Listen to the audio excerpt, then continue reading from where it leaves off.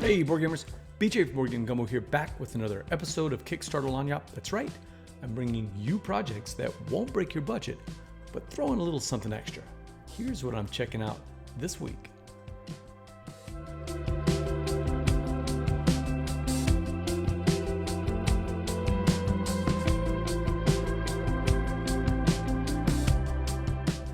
All right, let's take a look at King of the Pitch from Rigo Games. It's for players ages 8 and up. 2 to 5 players can play at one time. It takes about 30 to 45 minutes according to the box. Remember, board gamers, this is just a prototype version. This is not the final artwork or the final components. In the Kickstarter, they'll be showing you some of the highlights that are coming out. What's inside the box? Let's take a look. First off, let's take all these pieces out so I can show you what the game is going to be. All right, as you can see, it comes with a handy-dandy soccer stadium.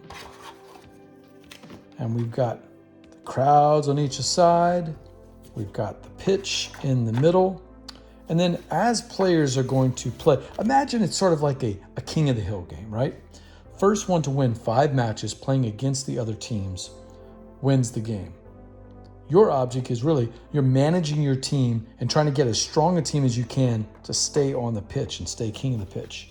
Because when you're the king of the pitch, you get to decide. In other words, you'll always be in the matches. You're either winning or losing, sort of like King of the Hill.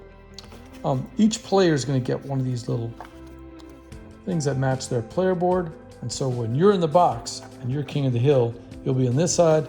And then, of course, the other players will challenge you to a match and you'll roll it off with the dice. All right, so let's take a look at how the game's going to play. Each player, like I said, it goes up to 5 players, is going to get one of these player boards. As you can see, the player boards have 11 footballers, or soccer players as we call them. And on each side, they have defense and attack. The stronger you get, the more dice you can roll, all the way up to rolling that big die if you get all the way up to the crowns. So how do we do that? Well, and again, not final components. We're just taking a look at what we got in this pre-production copy. You'll be setting out these cards. So let's say that these cards, the ones on the table, usually there's 5 of them there. The one furthest away before it falls off in the tableau is going to be free, but the rest of them you're going to have to pay using these cubes, either gold, silver, or bronze. Gold being worth more than silver, which is worth more than bronze. And if you could take a look at the cards, you'll see that they have football numbers on them. So if you happen to pay a silver for this card, you would put one of the discs on that spot. The game comes with a bunch of different colored discs. Hopefully they're going to straighten this out in the actual project, because we had a little bit of trouble distinguishing between those. Silver is easy to tell, but the bronze and gold, I'm sure that when Rigo and them with Rigo Games, they're going to figure this out before the Kickstarter. But let's say you bought that silver player number 10 that we just looked at. You would put that silver on number 10, and that spot is full. You can't draft any more 10s to put them in there. You can draft more, but you won't be able to increase your attack or your defense. What does this one do? As you can see, it gives you a +2 on the attack. So you would take one of your player pieces. Let's say I was playing green. You would take one of your little player cubes and move up your attack by 2. You're still rolling only one 6-sided die when there's a match, but you're ever closer to the bronze, and then all the way up to the silver, and then the gold, and then to the crown. So you want to keep building up your team as these players come through. The crowns are, every time you win a match, you'll set a crown there, and the first one to get to 5 is going to win the game. All right, so how does this work? Well, you're going to keep drafting your team, taking turns drafting teams from these cards, but there's also some other cards in there. The match card is what allows you to challenge another player for a match.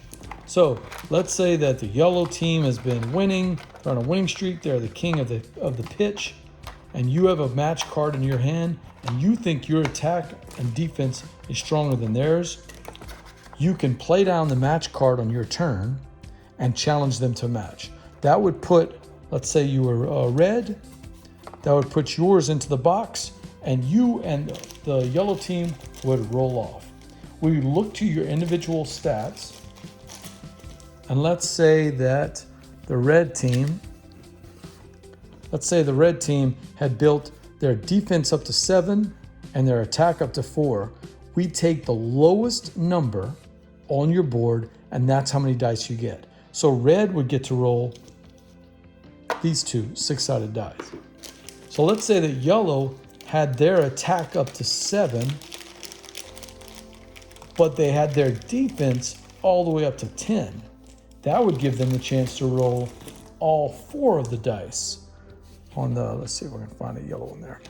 So if yellow was up to 7 on the defense and 10 on the attack, they could roll 3 dice. If they could somehow get both sides with the 10 or above, they could roll all 4 of their dice.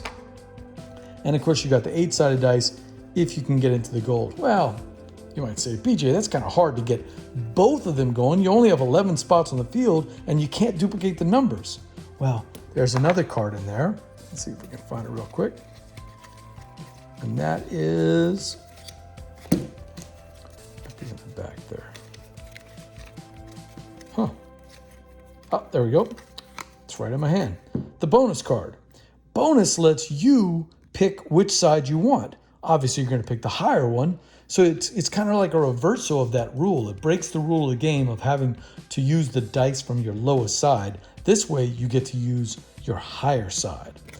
Bonus comes in handy. There's another card, the VAR card, that will also be popular, and that lets you re-roll. So let's see how that works.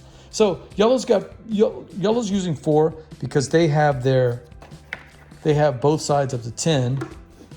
Red's only rolling 2 because they've got a 4 and a 10, and we use the lowest of the 2. So both teams will roll at the same time. Highest is going to win. Yellow just smashed red, so they would win. But what if there was they didn't like that roll? They could play the VAR card, and that lets them re-roll their dice and see if they can get a better roll. Didn't have to worry about that on that one. So obviously the VAR cards can be important. The bonus cards can be important because they flip the rules of the game, and you need match cards to win. Whoever wins is going to be king of the pitch. They'll add one of their crowns to their board. And then they'll stay on the pitch waiting for somebody else to come in and try to take it over. All right, board gamers, that's our look at King of the Pitch from Rigo Games, our friends from the Iberian Peninsula. It's a light, family-weight strategy game for up to 5 players. Unfortunately, due to the quarantine, we've not been able to play it as much as we like, but with a few rules tweaks that we'll be following on the Kickstarter project, it's a sports game that we definitely want to check out. Our thanks to Rigo Games for sending us a prototype copy. And until next time, laissez le bon temps rouler.